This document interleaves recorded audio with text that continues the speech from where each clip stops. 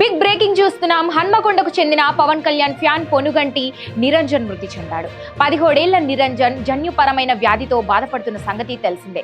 మంచానికే పరిమితమైన నిరంజన్ ను గత నెలలో పవన్ పరామర్శించారు. ఇటీవల అతడి ఆరోగ్యం మరింత క్షీణించడంతో తల్లిదండ్రులు ట్రీట్మెంట్ కోసం హైదరాబాద్ కు తీసుకొచ్చారు. చికిత్స పొందుతూ మంగళవారం రాత్రి నిరంజన్ కన్నుమూశాడు. హనుమకొండలోని హనుమాన్ నగర్ కు చెందిన పొనుగోటి రామ్ గోపాల్ మానస దంపతుల కుమారుడు నిరంజన్ చిన్నప్పటి నుంచి పవన్ కు వీరాభిమాని.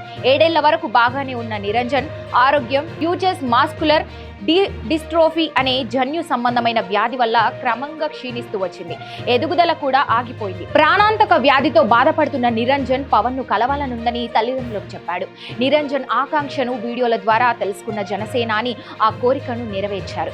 జూన్ 18న హనుమకొండ వెళ్లారు. మంచంపై కదల్లేని స్థితిలో ఉన్న నిరంజన్ ను చూసి పవన్ కళ్యాణ్ చలించిపోయారు. నిరంజన్ ను ఆత్మీయంగా హత్తుకుని ధైర్యం చెప్పారు. సెల్ఫీ తీసుకున్నారు. తిరుమల శ్రీవారి ప్రసాదం అందజేశారు. తనకు కుక్క పిల్లను పెంచుకోవాలని ఉందని నిరంజన్ చెప్పగా కొని పంపిస్తా చిన్న అంటూ పవన్ హామీ ఇచ్చారు. ఆ రోజే కుక్క పిల్లను అందించారు.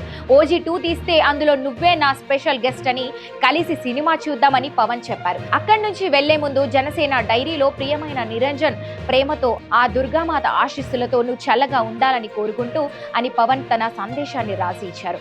పవన్ తన వీరాభిమాని నిరంజన్ ను కలిసి నెల రోజులు కూడా కాలేదు. ఇంతలోనే ఈ విషాదం జరగడం పవన్ అభిమానులను తీవ్రంగా కలిసివేస్తోంది.